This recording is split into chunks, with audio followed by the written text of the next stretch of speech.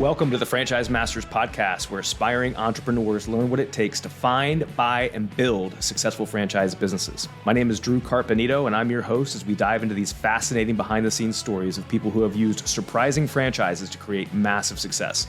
I'm glad you're here. Let's dig in.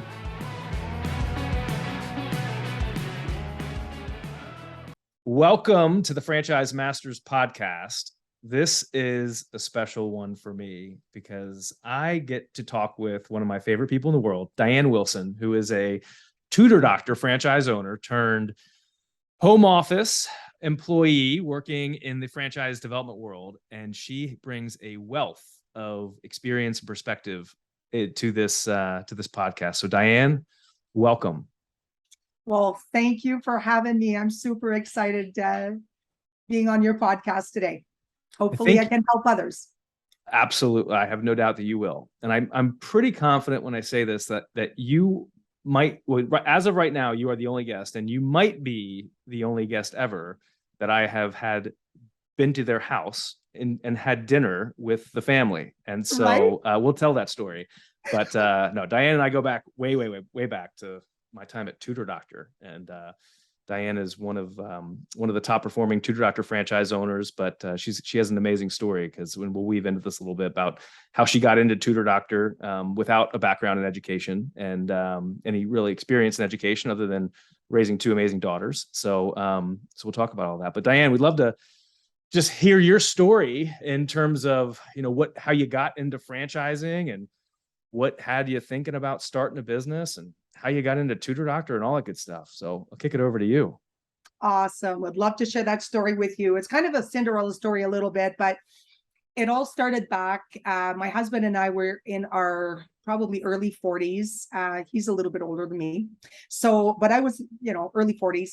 And I don't know, I was working for the insurance world. I was a broker, auto and home insurance customer service specialist, in the grind every day. You know how it is, making other people successful and giving all you got, right?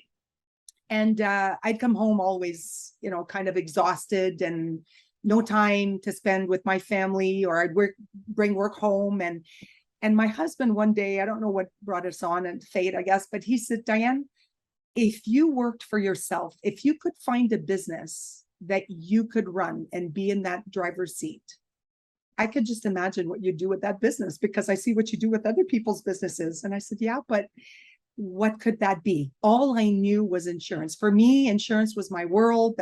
Was where I kind of lived. So he said, well, let's look, right? If we don't look, we're not going to find. So I remember, it was a weekend, went online and businesses and stuff like that. And all of a sudden I got a call from a franchise developer, and it says, have you considered franchising? And I said, I can't afford a McDonald's and I don't really want one. The truth. And he says, yeah, there's a lot more than McDonald's out there. He says that, maybe it's free. We're just going to bring you through the process and you can find maybe the business that you've always been looking for. So I said, hey, I'm in. So we go through this process and he comes back with 4 choices for the business models, and Tutor Doctor was one of them. And this is, again, a very funny, true story. So he says, Tutor Doctor, there was 3 other ones. And I said, not Tutor Doctor. I said, that's not my cup of tea. He says, really? He says, why do you think it's not your cup of tea? I said, well, not an educator. I'm not a teacher. Don't want to go back to school. You don't want me to teach anyone. So he goes, no, not the roles you're going to be playing. He says, keep an open mind. We'll bring you through the process. And if you still say no, it's fine, right? Because you're going to gravitate towards things you like. So anyways, long story short, went through the process, and Tutor Doctor was actually the one that I moved forward with. And it spoke to my heart because I had a very strong customer service background. So whether it's helping people in insurance or you're helping students achieve their goals and stuff, to me was always about helping people, right? So it was actually a really good fit. So no regrets there. That's amazing. And sounds like you had the itch, you had something you had the drive to figure out if there was a right business out there for you. And then you got a little coaching to keep an open mind and take a peek at this one. And here you are. So with Tutor Doctor, you're not teaching, right? You're matchmaking. Yeah. So when you own a Tutor Doctor business, it's a home-based business that you run from home. Love that, because that gave me the opportunity to spend more time with my kids. My kids played competitive badminton back then and won a lot of tournaments that I missed. So that gave me the opportunity to work from home and be able to be really active in my family life back again. But it's a lifestyle type of business. It works around your schedule pretty much, like you can put as many hours. Of course, you'll always get what you put into the business, but we actually have two models. So we've got a full-time model, which is that's all they do, right? It's like that was me back in the day. Or it's a kind of a part-time model. I'm not going to say semi-absentee because we don't need a manager, but maybe it's a business that you run while you still work, or you own another business, right? So it's a perfect business for the right people, to be honest. Yeah. And it was so Diane and I go back, because I used to work for Tutor Doctor, and it's an interesting business model, because you are recruiting tutors, screening tutors, and then matching the students with the right tutor, not just based on the academics that they need. That's obviously a big piece of it, but it's also the personality match and helping the student find someone that they can connect with, and then can help them connect with the subject and obviously achieve their goals and whatnot. So it's kind of like a matchmaking service in a way. It is because every student learns differently, right? Like you're going to have different teaching styles, different learning styles. You're going to have the special needs, the visual kids, the auditory, all of that. So what really is our uniques, I guess, is that customer-centered approach with our students, the flexibility to work around their schedules, and really listening to what that student needs are, right? What those needs are. I mean, so it's having a consultation with them so you can understand. The parents are there to just give you the information needed, what's going on, right? What's going on with that student. And then, like you say, after that, it's that matching process with your tutors. So your tutors are all vetted, onboarded by the franchisees. I'm going to go back a little bit after this conversation to go back into where Tutor Doctor started, what kind of led us to where we are now. But to stay focused on this topic, it's to match that tutor to that student, right? Pertaining to their, like you said, their personalities, how they learn, and to be able to create that. I called it 14 years ago, the magical match. I called it. As soon as I started with Tutor Doctor, I could see and sense that magic needed to happen there for the right student to be matched with the right tutor. Huh. I think I've heard that term again. Did Tutor Doctor borrow that from you? I wonder where they got that term. Now I know. Yeah, the magical match. I remember we were on a call, we were on a team call, global team call, and it just came out. And I said, well, you'd really need to create that magical match, right? To be able to get the results we're looking for, which is not difficult to do, right? Because it's very consultative. Once you've got the information from both sides, from your teams of tutors, individual tutors, and your students, it's not difficult. Plus, we have the system that actually matches on location and subjects, which facilitates that even more. Now that we're in, right? That wasn't the case 14 years ago, but that's another story. Yeah, and it's hard as a parent because there's so much emotion too. You're in it. Like, it's very hard to find the right tutor for your son or daughter who needs it. Whether they like Will. Will has a bunch of tutors, and it's taken a long time to get to the point where we have the right team in place. And as parents, we do the best we can, but we don't. We force. We only see what we want to see. Don't look at it very objectively a lot of times, and so having someone come in that can look at our child and understand who the tutors are on the other side and have options is it's a powerful thing and a much needed thing. Yeah. And it's not because the teachers are not doing what they're not doing a wonderful job at school, because they are, but sometimes they just can't reach the rest of the classroom. So one of my other deciding factor to join Tutor Doctor, which I missed to mention, my oldest daughter, as I'm researching these models, right? Tutoring was never something that I come from a very small town, and tutoring was probably not even part of a vocabulary back then. But all of a sudden, she's starting to have meltdowns, and I'm working at looking at finding the right business, and she's just crying, and she says, I'm going to fail physics. And I said, what do you mean you're going to fail physics? Like, you're going into sciences. What's going on? Like, your teacher?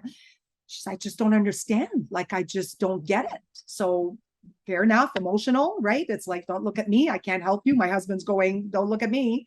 So we all go to the school and we meet with her teacher, and it's like, yeah, she just doesn't get it. She just doesn't apply the laws. She, you know, she memorizes everything. She's just not cut out for physics. And I'm going, well, it's, you know, I'm not going to really take that as an answer. I said, I'm sure, you know, we can provide her some help. And he couldn't provide me any help. So what ended up happening is she worked with a young engineer.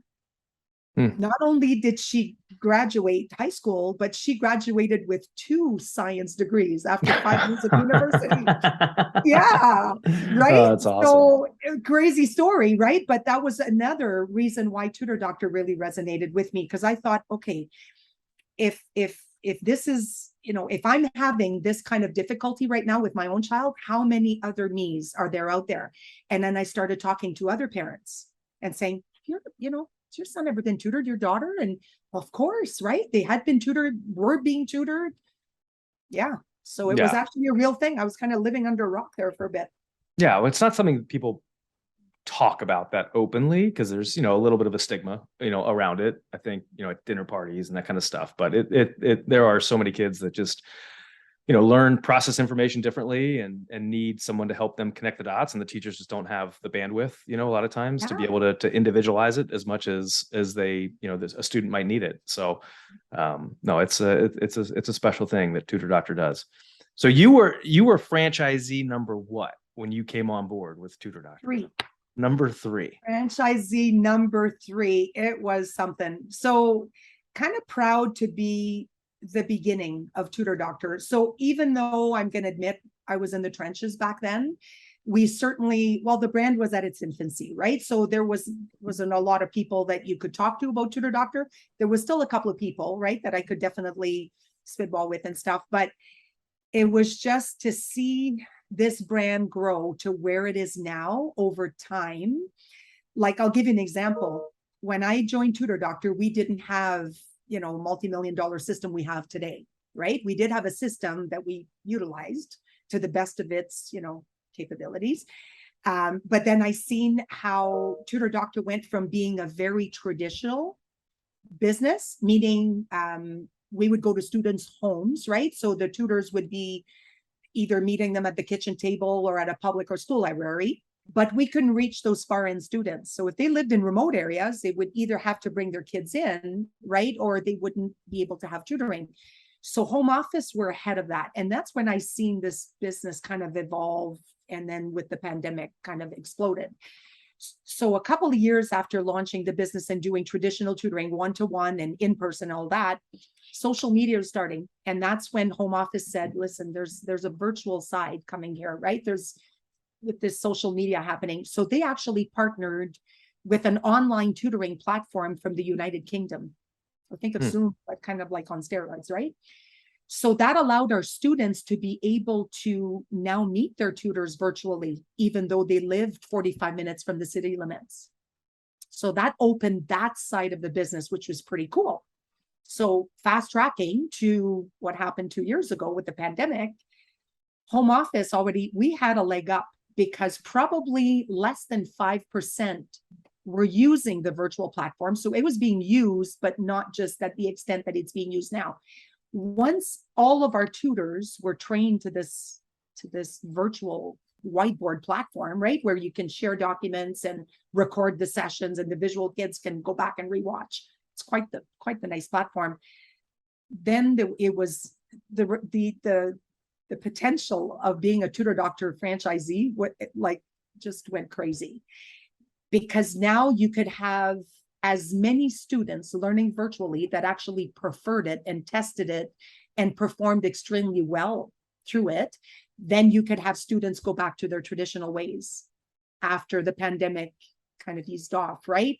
So we're kind of the best of both worlds. But this happened way back, like over a decade ago, where we actually started doing virtual training. And I'm not super techie. So when all of this happened, I'm going, oh my God, where's the world going? Yeah, I know, right? It's like But it sounds like the pandemic in a way kind of accelerated, the path that was already kind of happening, just forced it to accelerate Right? in a way, when you didn't have any other options, when in-person meeting was not allowed during those couple of years. But kids needed it. Like, the kids, they needed to continue to learn and get help. And it's More than the ever. demand didn't change. Yeah. If anything, it got bigger. It got bigger more than ever, because 5 months might not sound like a lot to people. Okay, they were out of school from March to June, but 5 months for these kids could mean they'll never get caught up, unfortunately, or it'll take 3 to 5 years or longer for them to get caught up if something's not done about it, right? Like if there's no attention, and there is attention being paid to this right now. Yeah, it's definitely in the news, which we can talk about here, because I think there's some interesting things that are happening that you're seeing. Yeah. All right. So franchisee number 3, Yep. Tutor Doctor is at its infancy. How many franchise owners are there now around the world? So we're now in 16 different countries. Wow. With over 740 units across the world. So a unit is a franchise, right? So you're going to have franchisees that own one territory, like you're going to have some that will have multiple. So we're probably very close to over 750 now. And this is in 14 years. Yeah. And you knew that was going to happen. You saw it right at the beginning. You knew Tutor Doctor was going to become a worldwide sensation with 700 plus franchise owners, right? Yeah, not really. Yeah. When you're at the beginning like that, you're kind of with a shovel, kind of digging your way out, right? Kind of just kind of building the trace for everyone that's coming after you, right? So the bigger the network began, the more powerful we became. We're better in numbers, right? We're better together.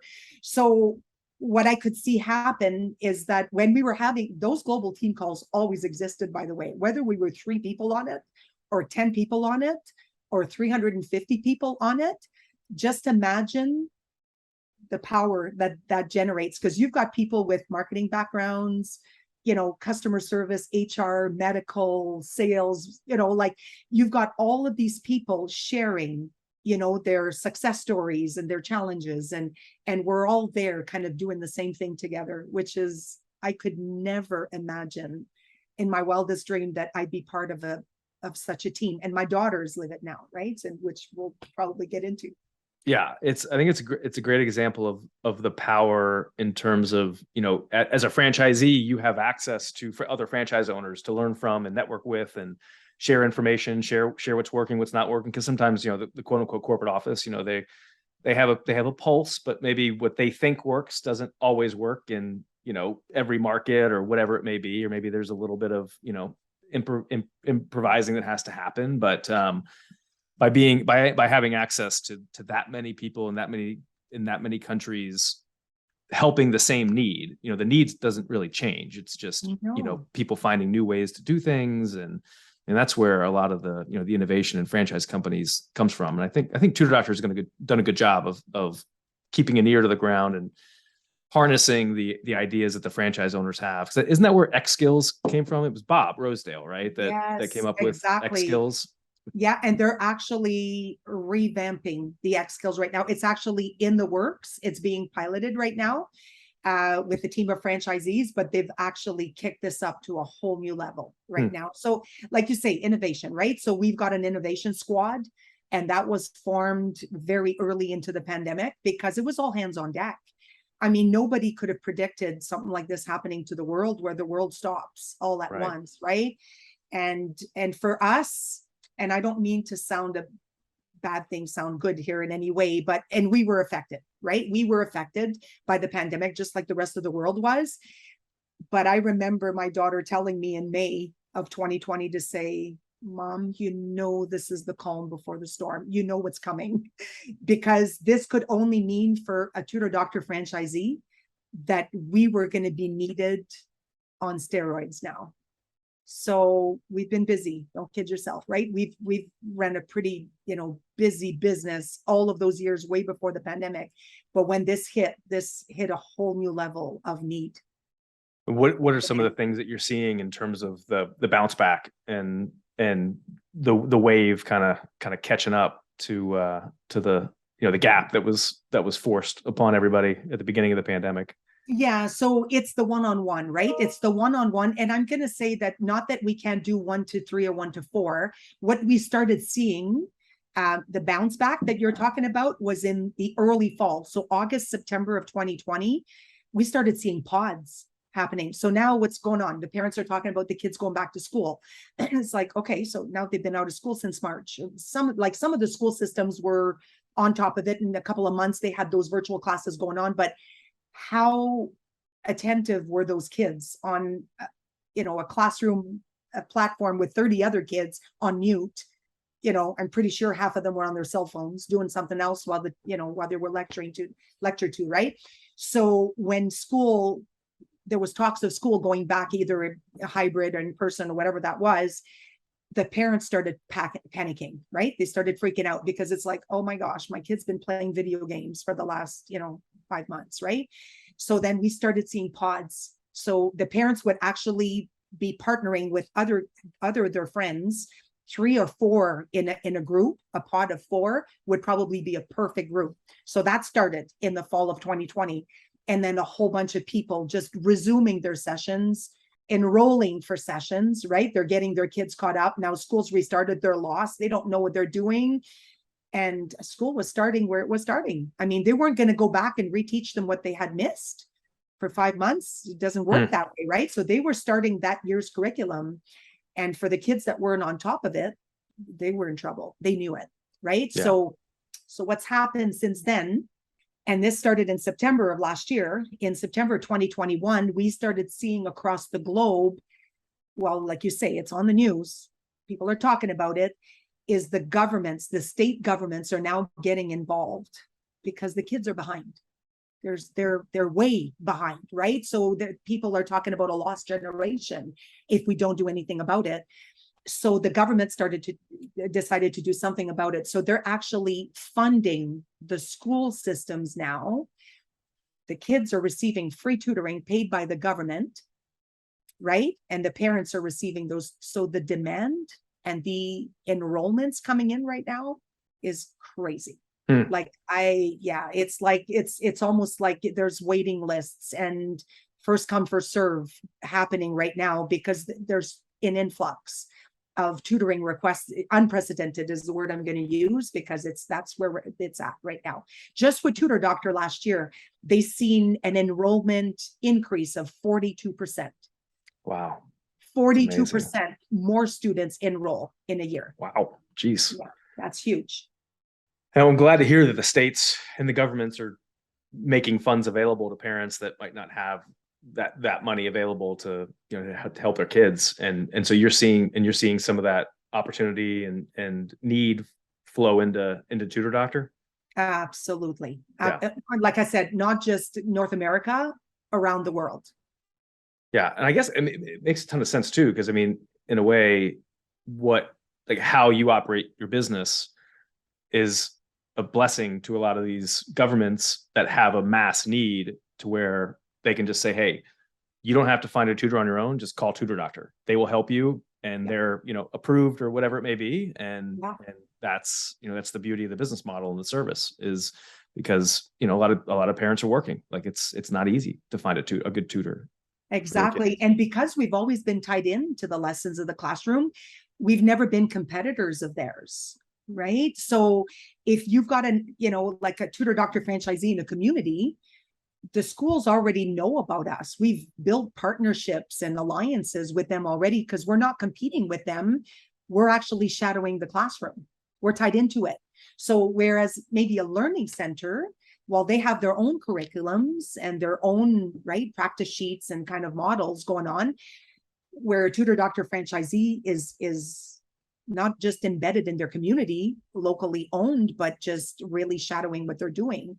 So who do they think of when something like this happens? It's like, we need some help here, right? And I'm sure that there's multiple, right? There's probably multiple businesses right now contributing to catching up the kids. We're just probably one of, how big of the piece of the pie we're going to get, right? Yeah. Hey, so that's the U factor, right? The U factor of the franchisee. If you're proactive and diligent in building those relationships from the beginning, how you can scale this business. The ceiling's high. How high do you want the ceiling to be?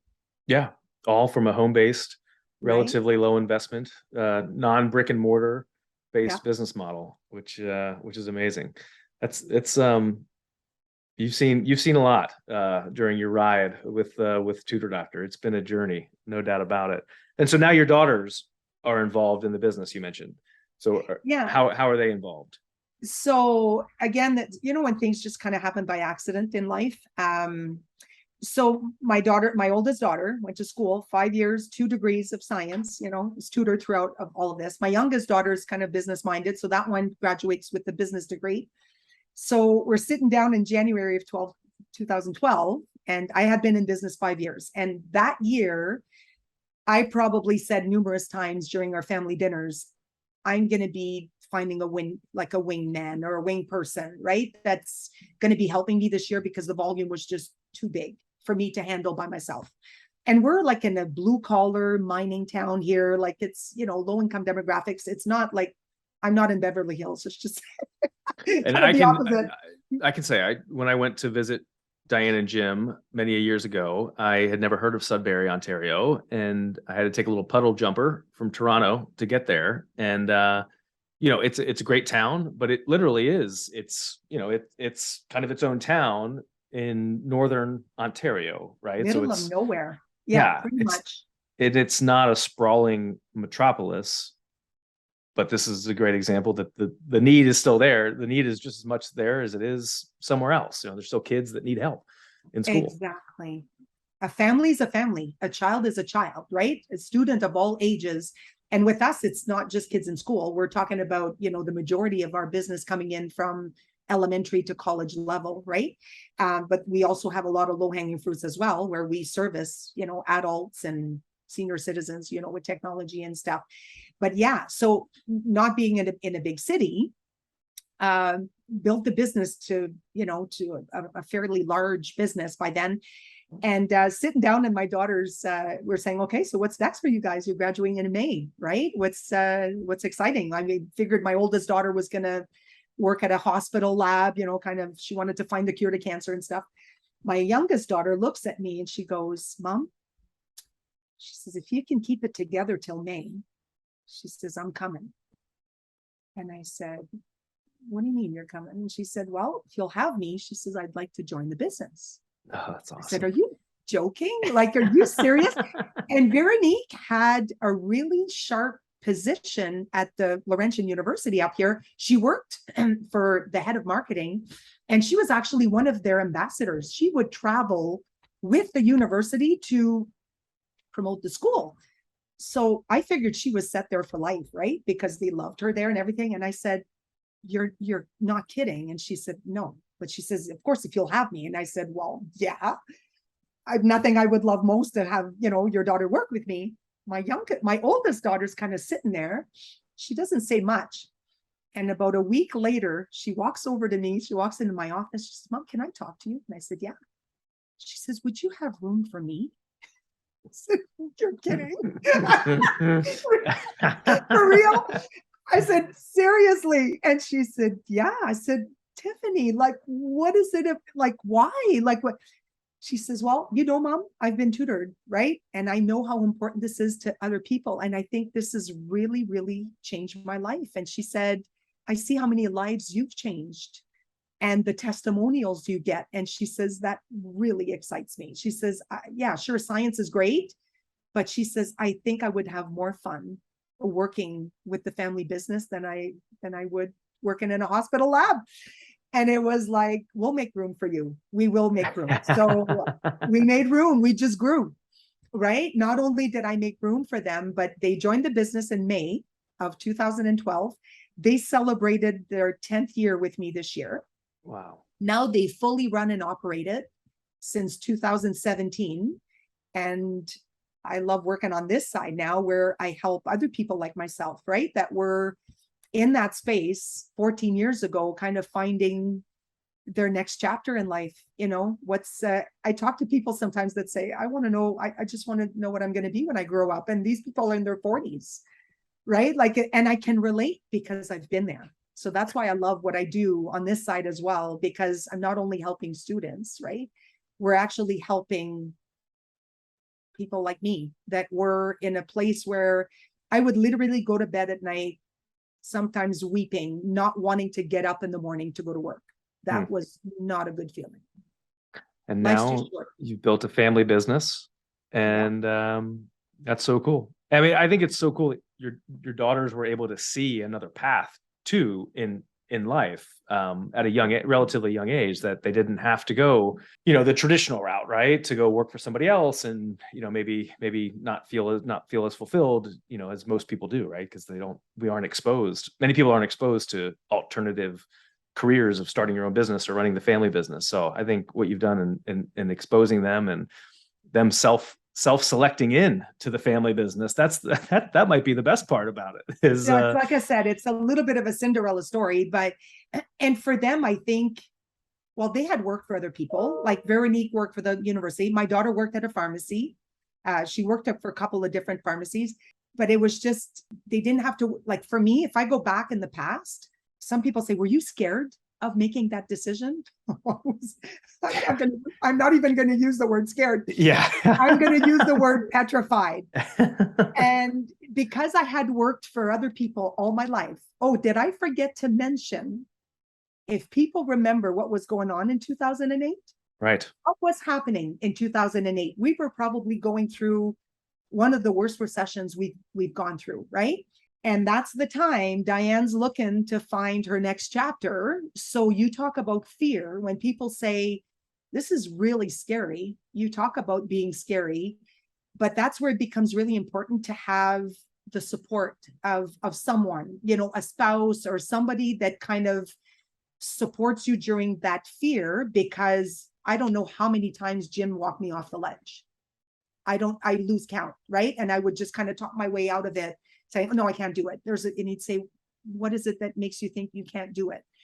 Well, it was always the fear of the unknown, right? The fear, what if I don't make it? What if I don't do well? And he would remind me who I was, even though I kind of knew who I was to begin with. But that confidence level, when you don't know what you don't know, you're always looking at, it's very tempting to look at a glass half empty as opposed to a glass half full.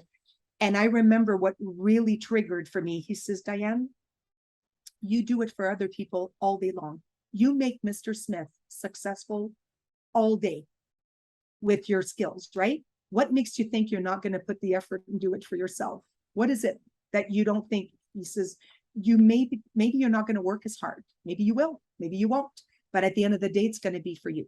It's going to be for us, as opposed to making other people successful.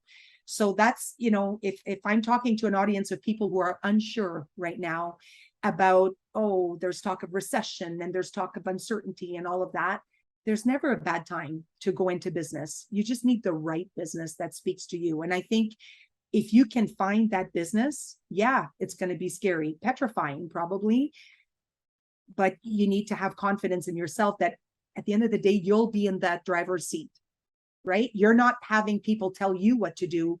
You're kind of keeping yourself accountable with what you want to do, right? While you're raising a family and all of that. My daughters can talk about that. They started having kids. I mean, they got married afterwards. I mean, these kids were barely 20 and 23 when this all happened. So met their husbands and had kids and all of that. And through all this, they were running a Tutor Doctor business, which is pretty darn cool. That is amazing advice, because you're never going to know for certain that whatever business, franchise, career changing decision, whatever life decision, right?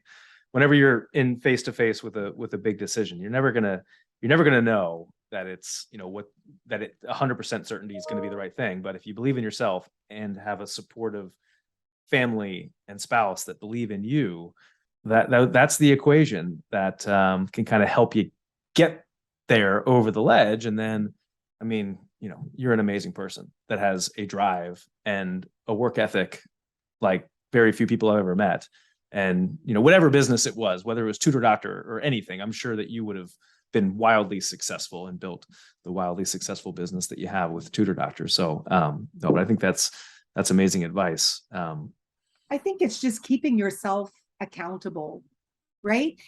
play hard, work hard, right? So for me, I could now play hard. I could go watch my kids. I could take time off to run errands. I could do all that.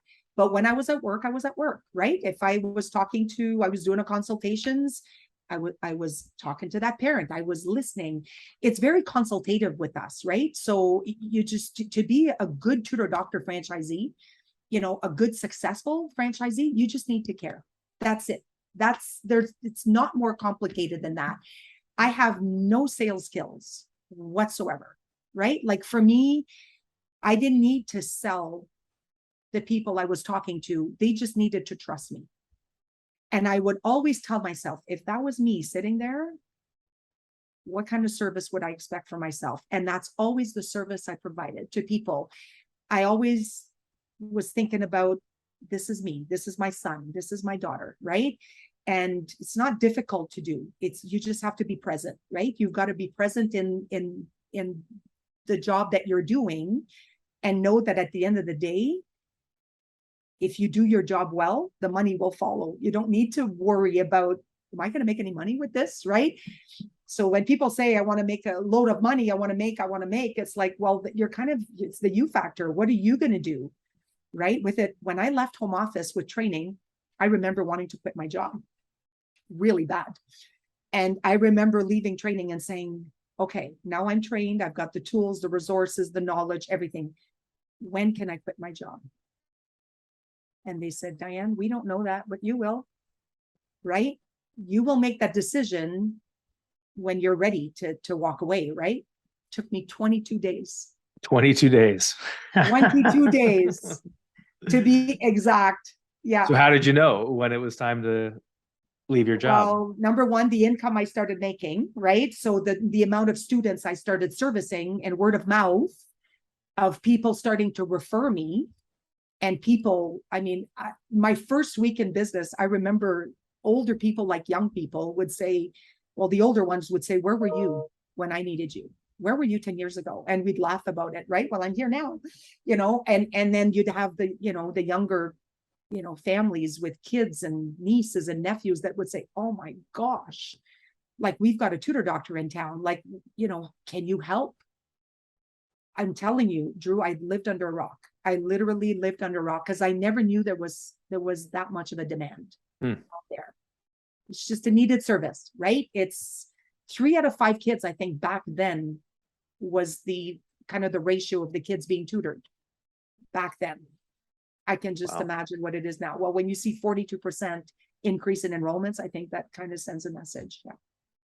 So you mentioned that and you've built a very sizable business. I can't talk numbers, and I hope you don't mind me saying this, but I remember at one point you were curious, hey, what can I get for this thing if I ever wanted to sell it? And we talked through some options, and you wouldn't let us advertise your business because you didn't want anyone in town to know how much money you were making. So that made it a little difficult, but if that's any indication of the size of business that you've built, which is amazing.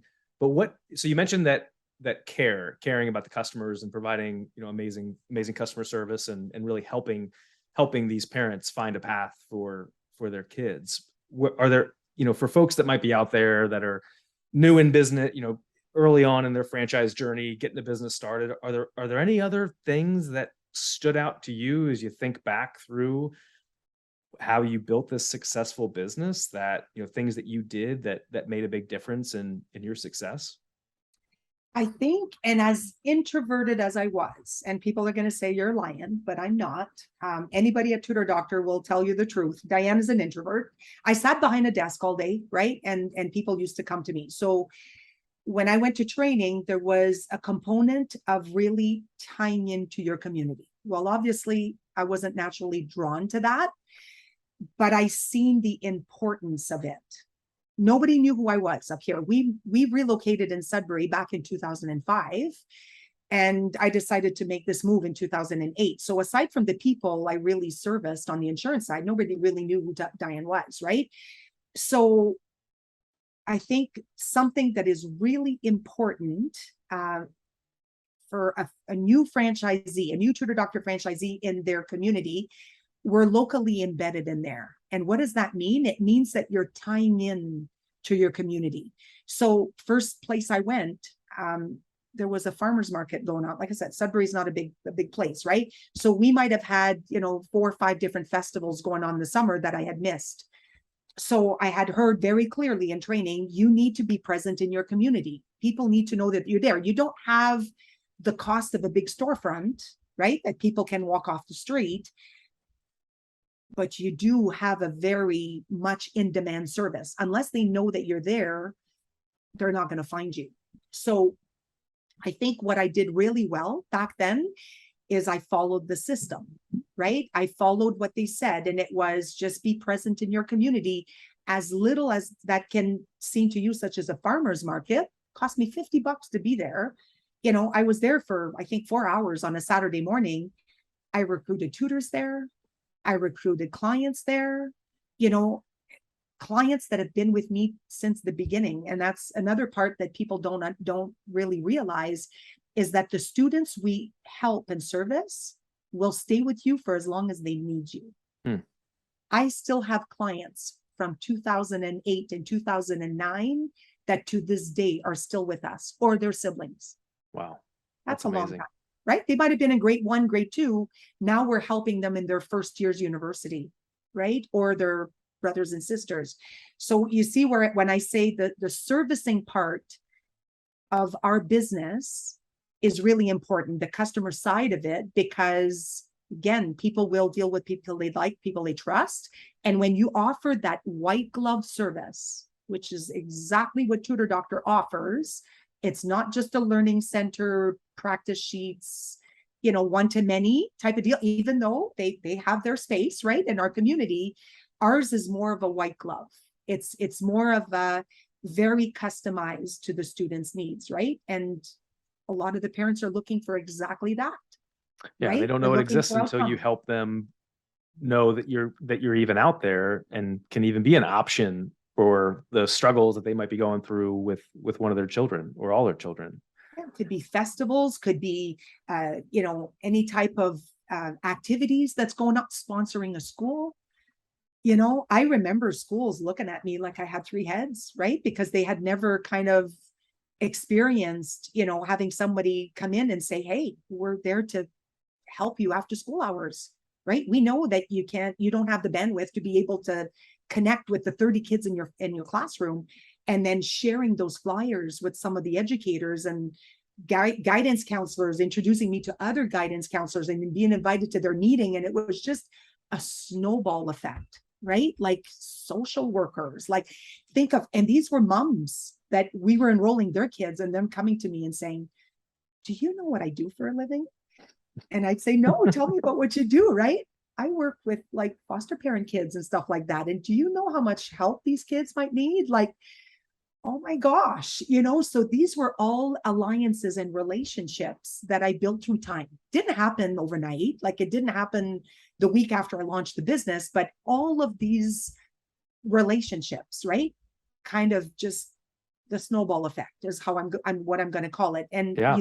those relationships last forever, right? My daughters are still. Those relationships probably wouldn't have ever happened if you were sitting back just waiting on pay-per-click advertising or buying leads or whatever. It's like you made yourself present in the community, and you chose a business that you were passionate about and believed in. So you're not, selling something that you don't necessarily believe in, kind of thing. And it's the simple things that you got out there and you were present and connected the dots, and then you used each dot, it sounds like, that you forged through the community marketing, and that snowballed, as you said, into other relationships, and it just kept going from there. It's a lot of fun. Like it's a lot of fun. As introverted as I was, who doesn't like to see a smile on a child's face that you're going to hand a balloon to? Right. Right? Like, like that balloon might have cost me a penny, and it was like a balloon that sometimes would go home, would land into, an enrollment, right? So it was just a happy place. It was as scary as, as it might have sounded when I was in training and said, you need to kind of tie into your community, and going, oh my gosh, am I going to door knock? You're asking me to, cold call. It was nothing like that. It was good old fashioned, just talk to people, have conversations, and be in areas where there's going to be families there, right?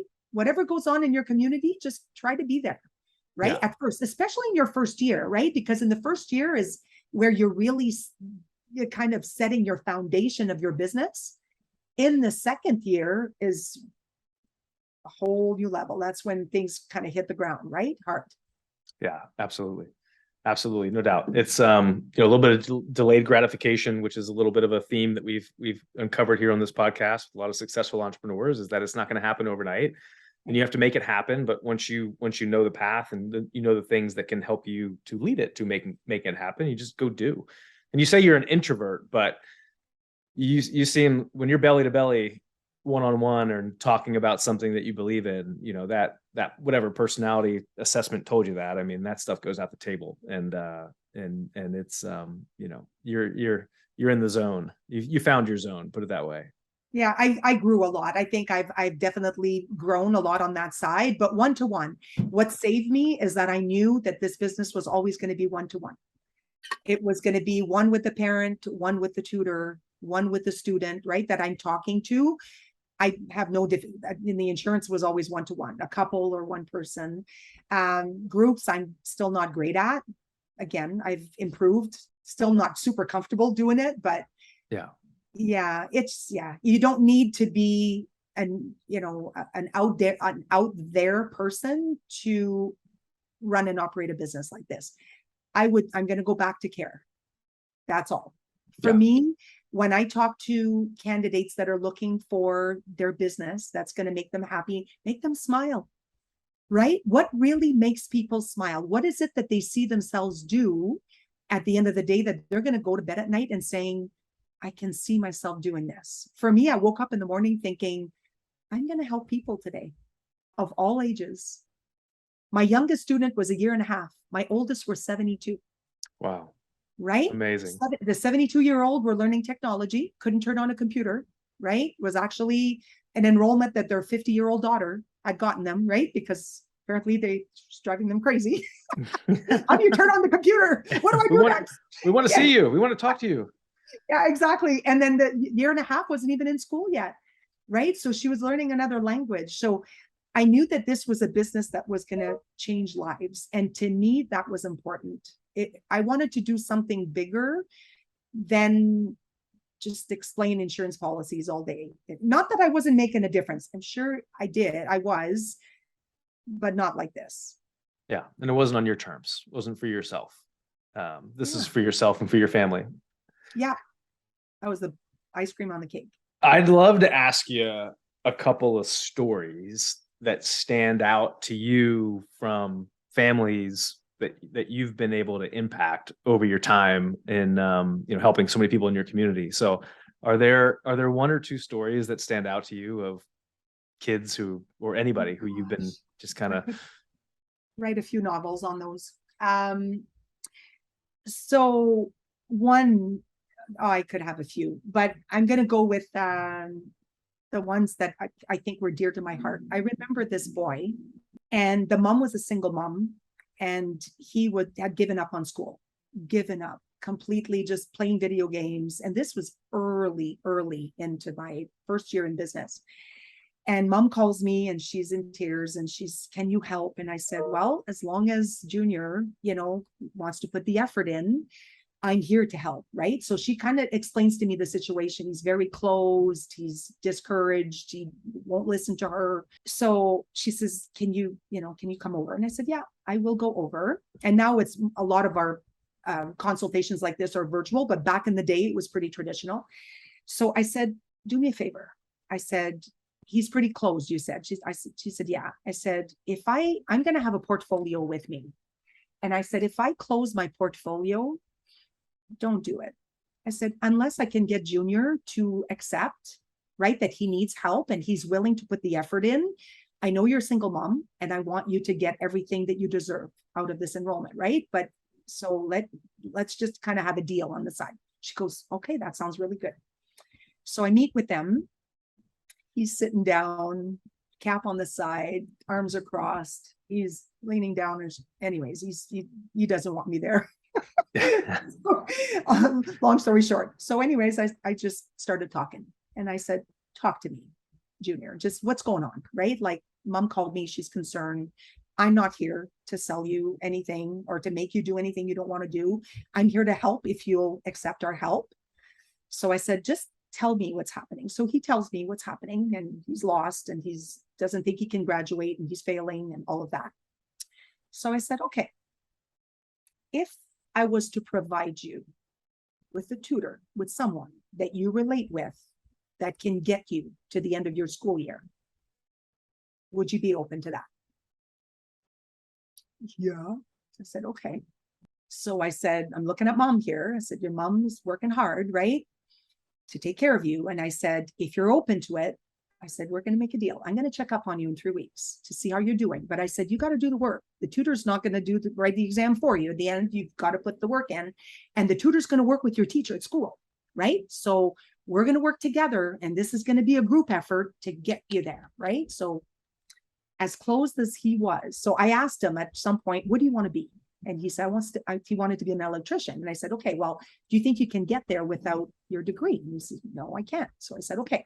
So walked me to the door, shook my hand as I left. And I'm coming back and I'm thinking, okay, what does this boy need, right? Probably a male tutor. And this is all things you're taught in training, right? Like how to create your magical match. So probably a male tutor would relate well. So I place him with a male tutor. And in 3 weeks' time, my end of the bargain was to call and see how he's doing, right? So I figured mom was going to pick up, and then he picks up the phone. I said, hey, I said, Junior, Diane calling. I said, just checking up on you, see how things are going. First words that come out of this boy's mouth is, he's sick. He's just sick. and I'm like, so Diane doesn't know what sick is. And sick is actually a good thing, apparently. So I kind of stopped breathing, and I'm just like, okay, like sick as in, and he's going, things I didn't understand before. I get now, and this is so much easier. And anyways, long story short, he did pass his year, graduated. And I'm literally fist pumping while I'm talking to this boy, because I'm realizing the life-changing moment this was for him and for his mom, right? That didn't think her son would amount to where what he should have, right? Mm-hmm. So this is one that is dear to my heart. Another one is, I had this boy that was in a really bad accident and had to relearn everything over again. And we retaught him. So mom tried to help and turned to emotional, right? They started fighting and stuff. Nobody wants to be taught by their parents. And so we helped him with his academics. And then he wanted to learn how to play music, his guitar. We helped him how to do that with a music tutor, and then writing a book. So he was later matched with a book editor. Wow. On his second book. So this went from academics to music. So when I get a lot of, so what subjects do you all tutor? Everything. Right? So yes, academics will take the front seat. Science, math, language, right? Anything, right? Like I've helped police officers, firemen pass that last math exam that they failed twice, right? For them to transition into their careers.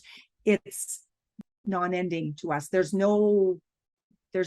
nobody we cannot help, which makes it again even more sweet, because it's people of all ages. Yeah. That you're changing lives. And I could go on and on and on and on, but I'll leave it at that. Those are amazing stories. And like you said, I'm sure there's many more lives that you have impacted more than you probably know. So what's next for you in the business and life? I love what I do. I love helping people on the development side. And if Tutor Doctor really resonates with them, great. Like I bring them through what we call a mutual evaluation, and a mutual evaluation is really for them to look at us to see if we're a good fit for them, but also for us to look at them to see if they're going to be a good fit for us as well. And this is a very thorough 4 to 5 week process. I think I'm not ready to retire anytime soon. My daughters love what they do, and they're doing a wonderful job. They're doing really well. That's so cool. Yeah. So the office is back in the house. So when the pandemic happened, so the office was relocated to my daughter's house. And then when the pandemic hit, came back home, they felt more comfortable working from home. And one of my daughter's bedroom is now an office. So they're just on the other side of the wall. Right now, I get to see my grandkids every day after school. It's just, yeah, I think for me, it's always going to be about changing people's lives. And Tutor Doctor is about changing the trajectory of students' lives, regardless of their age, right? So I can't see myself doing anything else right now. Right now, I mean, life might throw, surprises at me, but for now, I'm very happy, doing what I'm doing. Yeah, well, that's great to hear. And your journey and your story, you've obviously made it happen. But thank you for joining us and sharing your story. And you gave me goosebumps about 10 times during that conversation. So thank you. It's amazing to hear. You have an amazing story. Thank you. Yeah, it's and it's a real one. Like I said, it's I don't know anything else but being real. So it's just, I think how life happens sometimes. You don't really know what's ahead. You don't know what you don't know. But I think at the end of this, when you get to a point in your life where you can think back of what you wanted to do, I tell people, don't wait till it's too late. Don't wait till you're at an age and say, I shoulda, coulda, woulda, and it's easy to do that. And it's easy to procrastinate and put to tomorrow what we should do today. And maybe that's my dad's to blame for that, because we were raised with, don't wait till tomorrow what you can do today. Whether that was chores or anything at all that we were doing, it was always about living in the present. And I would strongly recommend people that are honestly thinking about whatever it is, changing jobs or going from a job to owning a business and having control of their own life and destiny. There's never going to be a perfect time, ever. If they're looking for that perfect moment, I was in the middle of a really bad recession. Was I scared? Yeah, it didn't stop me though, because I think I wanted it more than I was scared. Yeah. So I would encourage anyone to take the leap and to do what makes them smile, because life's too short for anything less than that. If I had to leave you on a last note message. Soon enough, you'll be taking over this podcast and running it, because you're amazing. And I can't say it any better myself. So on that note, we will wrap it up. But no, seriously, thank you so much for You're coming welcome. on. It was my pleasure. It's been a lot of fun. Yes, absolutely. All right. So if people want to get in touch with you, how can they get in touch with you, Diane? They can actually email brokerleads at tutordoctor.com for the consultants that will be watching this. If it's clients that are actually interested in learning more about our business, then it's dwilson@tutordoctor.org. And if they want to call me, I'm at 323-543-4117. Fantastic. They will get me directly. And I love in it. great hands. I promise to take very good care of anyone who's picking up that phone and wanting to learn more. I love it. Well, thank you for joining us and shared your story. You're welcome. My pleasure. Take care. You too.